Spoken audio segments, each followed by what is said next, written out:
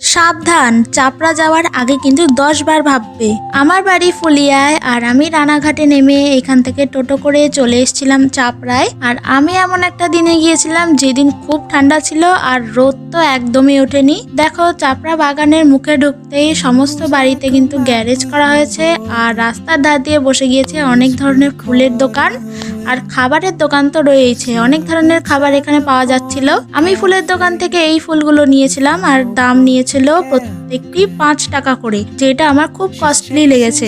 আর হ্যাঁ, চাপড়ায় ঢুকতে কিন্তু কোনো রকম টিকিট এখন লাগছে না। আর ভেতরে ঢুকতে কেমন যেন মনে হলো যে ফুলের বাগান কিন্তু খুবই ফাঁকা ফাঁকা। আর ভেতরে ঢুকে দেখি ঠিক তাই, তেমন কিন্তু ফুল এখানে নেই। কয়েক ধরনের ফুলই এখানে শুধুমাত্র দেখা যাচ্ছে আর ফুলের সংখ্যাও কিন্তু বেশ কমে এসেছে। এইখানে আমি শুধুমাত্র এই কয়েকটা চন্দ্রমল্লিকার ভ্যারিয়েশনই দেখেছিলাম। শুধুমাত্র সাদা আর হলুদ রঙের চন্দ্রমল্লিকায় কিন্তু এখানে অনেক বেশি করে রয়েছে, তাও আবার কম সংখ্যক জমিতে। আর এইখানে ফুলের সাথে ভেতরে ঢুকে যদি ছবি তুলতে চাও তাহলে দিতে হচ্ছে 20 টাকা করে। তাই এখানে একটু ছবি তুলে চারপাশে আর এই কয়েকটা বাগান দেখলাম।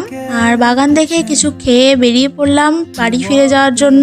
তারপরে আবার চলে আসি রানাঘাট স্টেশনে আর এইখান থেকে শান্তিপুর লোকাল ধরে চলে আসলাম বাড়িতে। বাই।